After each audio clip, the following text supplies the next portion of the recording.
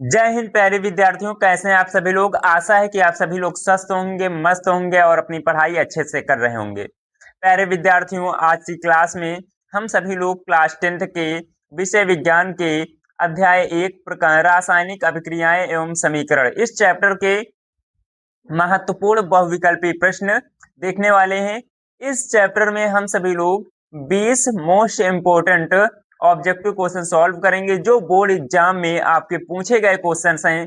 तो आपके board exam की दृष्टि से ये आपके जो ऑब्जेक्टिव क्वेश्चन हैं ये बहुत ही इंपॉर्टेंट हो जाते हैं। तो आप सभी लोग इस वीडियो को एंड तक अवश्य देखें। तो प्यारे विद्यार्थियों, हम सभी लोग इस वीडियो को स्टार्ट करते हैं। सबसे पहला क्वेश्चन दिया गया है, मैग्नीशियम धातु का वायु में जलना एक उदाहरण है। जब मैग्नीशियम धातु वायु के साथ में क्या होती है, क्रिया करती है, तो क्या बनाती है। सबसे पहले आप लोग बता दीजिए। यहाँ पे Mg+O2, Mg+O2 क्या बनता है, MgO यहाँ पे बन जाता है, मैग्नीशियम ऑक्साइड बनता है। प्यारे विद्यार्थियों, तो आपको यहाँ पे क्या है, ये रासायनिक अभिक्रिया है, क्या है, रासायनिक परिवर्तन का उदाहरण है। अब उसके बाद अगला हम लोग देखते हैं। यहाँ पे प्यारे विद्यार्थियों क्वेश्चन नंबर 2 दिया गया है। क्वेश्चन नंबर 2 है, यदि उत्पाद अधिक स्थायी रहते हैं तो रासायनिक अभिक्रिया है। तो यहाँ पे आपको बताना है कि रासायनिक अभिक्रिया संपन्न होती है या संपन्न नहीं होती है, या अत्यधिक तीव्र हो जाती है, या निम्न गति से संपन्न होती है। तो प्यारे विद्यार्थियों, आपको यहाँ पे ऑप्शन शानदार तरीके से कर देना है कि संपन्न होती है, क्योंकि जब कोई भी रासायनिक अभिक्रिया पूर्ण रूप से संपन्न हो जाएगी तभी उत्पाद क्या होगा, आपका स्थायी प्राप्त होगा। अब उसके बाद अगला क्वेश्चन डिस्कस करते हैं प्यारे विद्यार्थियों। क्वेश्चन नंबर 3 आपकी स्क्रीन पर दिख रहा है। यहाँ पे क्वेश्चन नंबर 3 में है 2FeCl2 plus H2O plus Y is equal to, आपको यहाँ पे प्रोडक्ट बनाया गया है। अब उसके बाद कह रहा है यहाँ पे रासायनिक अभिक्रिया में Y के स्थान पे कौन सा यौगिक होगा। तो प्यारे विद्यार्थियों, आपको यहाँ पर दिया गया है एक संतुलित रासायनिक समीकरण दिया गया है क्वेश्चन नंबर 3 में। इसमें हम लोग करते क्या है, सबसे पहले आपको अभिकारक, अभिकारक मतलब जो पदार्थ अभिक्रिया में भाग ले रहे हैं और उत्पाद दोनों में जो आपके क्या है तत्वों के परमाणुओं की संख्या है, उनको आपको क्या करना है, देखना है। यहाँ पे अगर हम बात करते हैं सबसे पहले Fe की, तो यहाँ पे प्यारे विद्यार्थियों Fe की बात करते हैं तो यहाँ पे 2 Fe है, तो यहाँ पर भी 2 क्या है, Fe है। इस तरफ देखते हैं Cl कितने हैं, 3 है, और यहाँ पर 2 Cl और एक 3 Cl हो गए, Cl के 3 परमाणु हो गए। अब उसके बाद यहाँ पे हाइड्रोजन आता है, हाइड्रोजन के यहाँ पे 2 दूनी 4 परमाणु हो गए, और इधर कितने परमाणु हो जाएंगे, 2, और यहाँ पे 2 2 4 हो जाएंगे। हाइड्रोजन भी आपका क्या है, बैलेंस है। अब उसके बाद हम लोग यहाँ पे देखते हैं ऑक्सीजन प्यारे विद्यार्थियों, तो यहाँ पे ऑक्सीजन की परमाणु कितने हैं, 2 हैं, और उसके बाद इधर उत्पाद में जो है ऑक्सीजन के परमाणु कितने हैं, तो यहाँ पे 4 हैं। तो प्यारे विद्यार्थियों, यहाँ पर 2 हैं, इधर क्या है 4, अभिकारक में O2 कितने हैं, 2 हैं, और यहाँ पे ऑक्सीजन कितने हैं, 4 हैं। तो यहाँ पे इधर क्या होगा, आपको 2 ऑक्सीजन की आवश्यकता और है। और उसके बाद यहाँ पर ध्यान दीजिए, इधर सल्फर है और इधर सल्फर नहीं है, एक ही सल्फर है, तो हम यहाँ पे एक सल्फर उधर भी ले लेते हैं अभिकारक में भी, तो आपका क्या हो जाएगा, SO2। तो यहाँ पे हम लोग क्या सही कर देंगे, ऑप्शन नंबर 3 SO2।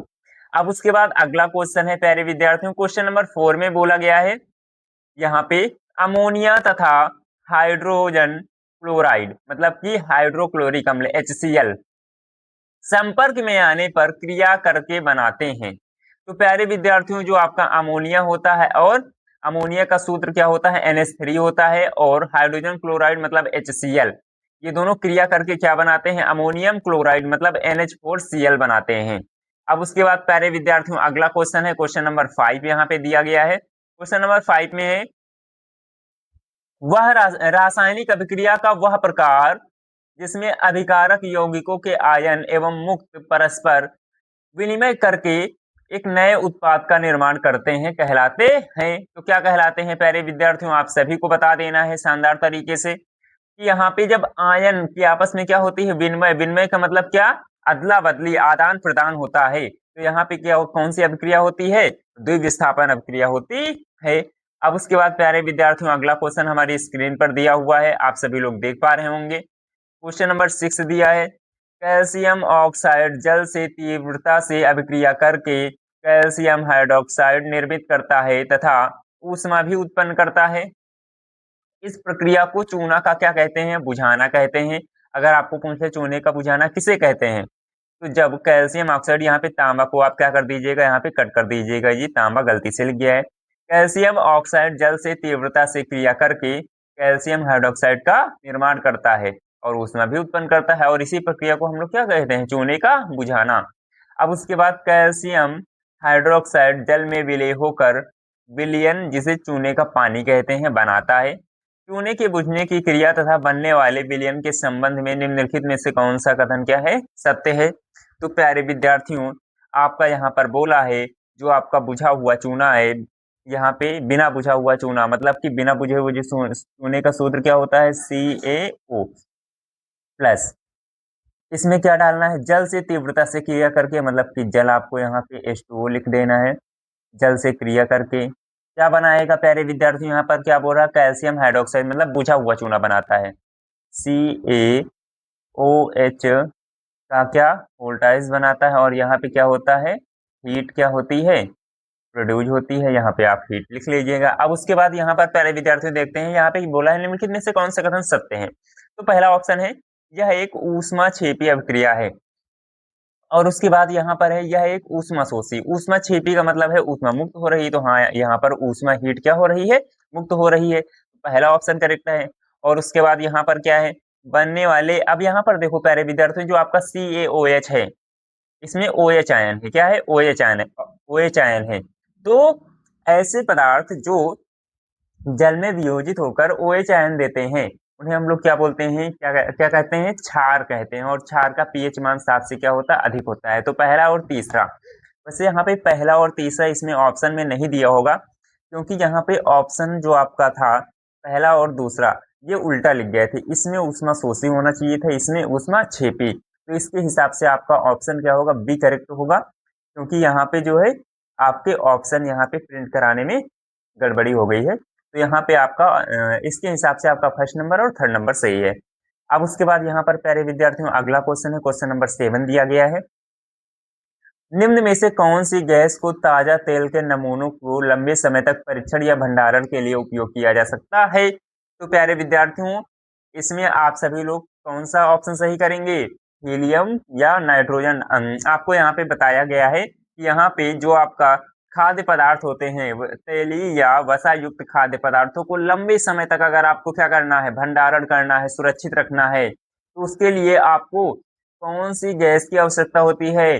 अक्रिय गैसें। अक्रिय गैसें कौन कौन सी हैं? हीलियम और नाइट्रोजन। ये जो है आपके खाद्य पदार्थों के साथ क्रिया नहीं करती हैं, इसीलिए हम लोग यहाँ पे कौन सा ऑप्शन सही करेंगे? Option number D. अब प्यारे विद्यार्थियों अगला क्वेश्चन हम लोग देखते हैं, क्वेश्चन नंबर 8 दिया गया है। क्वेश्चन नंबर 8 में दिया है, निम्नलिखित अभिक्रियाओं में ऊष्माक्षेपी अभिक्रिया को बताइए। ऊष्माक्षेपी मतलब जिसमें ऊष्मा मुक्त हो रही है। अब यहाँ पर ऊष्माक्षेपी कौन कौन सी है? यहाँ पे देख लेते हैं। इसमें देखो ऊष्मा मुक्त हो रही है, और यहाँ पे दो अभिक्रियाएं हैं जिसमें ऊष्मा मुक्त हो रही है, एक ए नंबर और एक सी नंबर। इसमें क्या हो रही है? देखो ऊष्मा लास्ट में क्या हो रही है?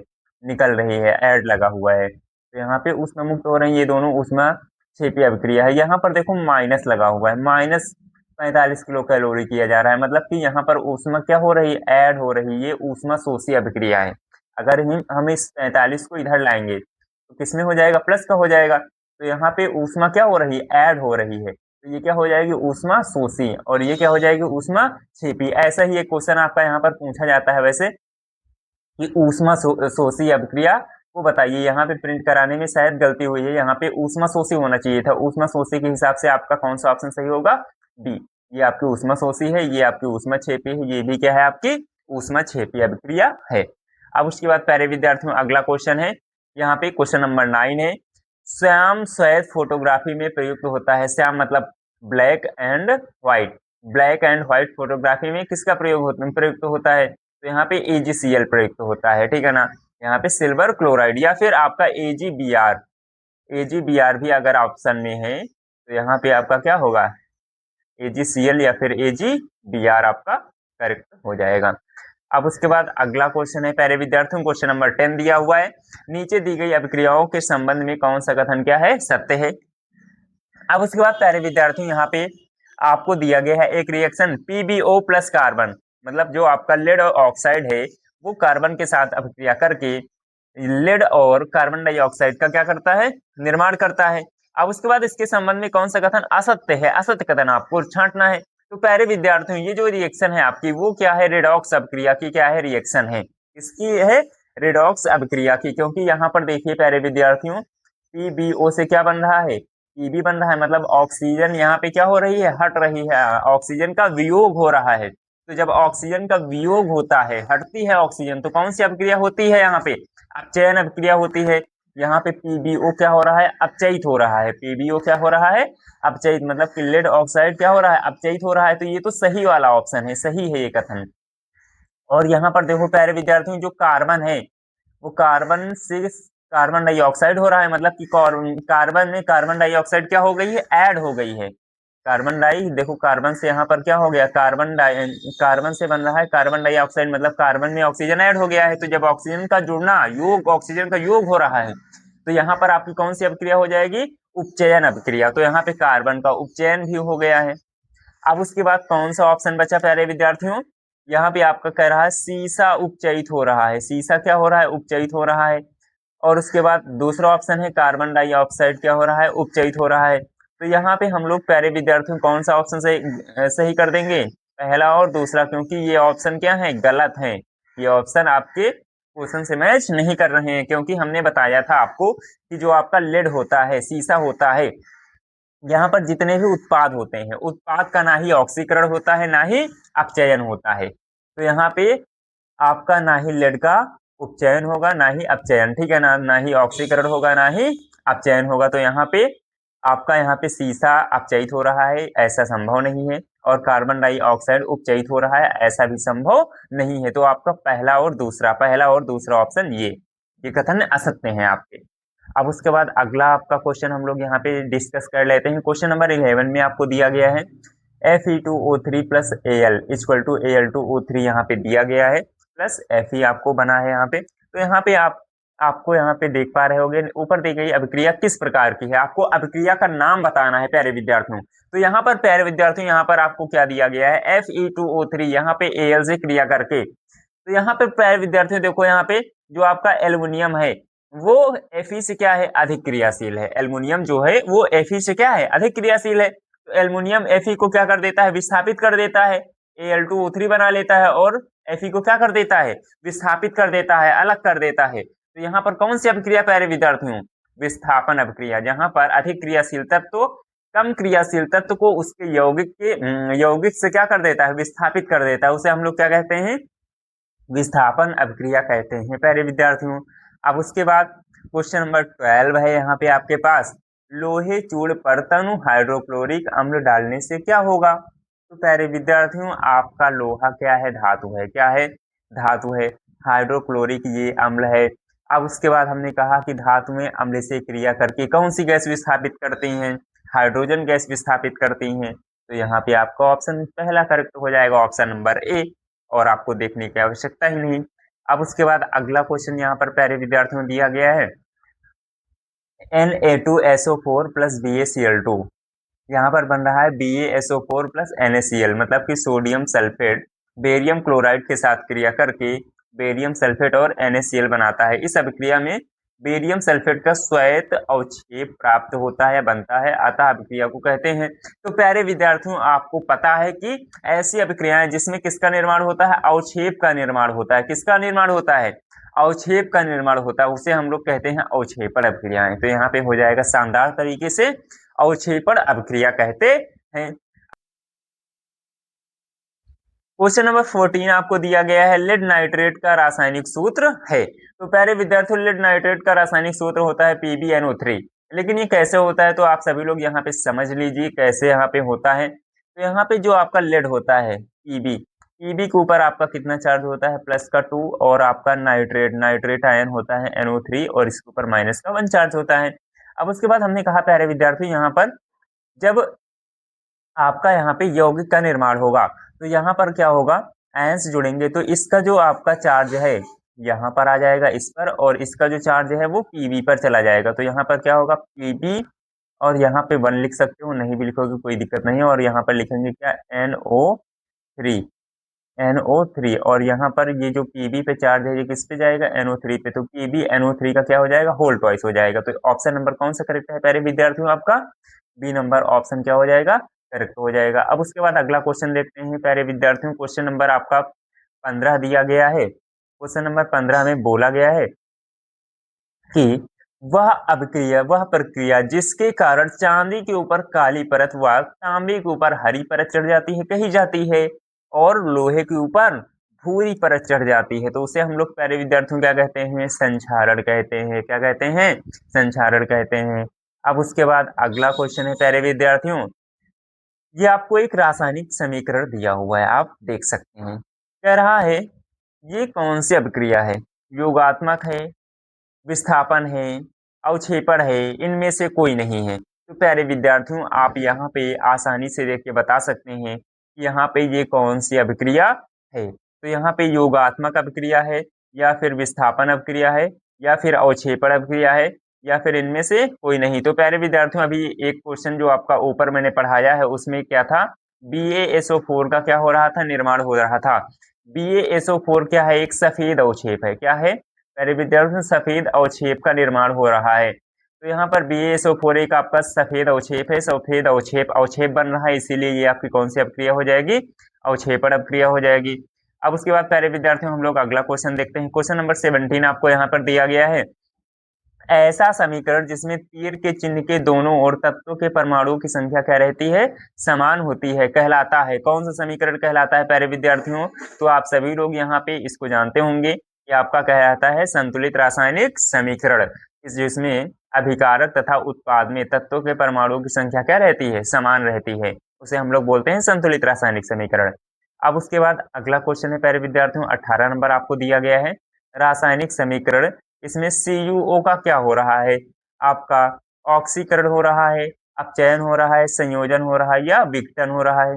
तो प्यारे विद्यार्थियों इसमें आप सभी लोग देखिए Cu में क्या हो रहा है, CuO से बन रहा है Cu, मतलब कि ऑक्सीजन का क्या हो रहा है, वियोग हो रहा है, ऑक्सीजन हट रही है। तो यहाँ पे जब ऑक्सीजन हटती है तो वहां पर कौन सी अभिक्रिया होती है, अपचयन अभिक्रिया होती है। कौन सी, अपचयन हो रहा है। अब उसके बाद अगला क्वेश्चन है प्यारे विद्यार्थी, यहाँ पे क्वेश्चन नंबर 19 दिया गया है, क्वेश्चन नंबर 19 है यहाँ पे, जिस अभिक्रिया में अवक्षेप का निर्माण होता है, मैंने आपको बता दिया है कौन सी अभिक्रिया कहते हैं, अवक्षेपण अभिक्रिया कहते हैं।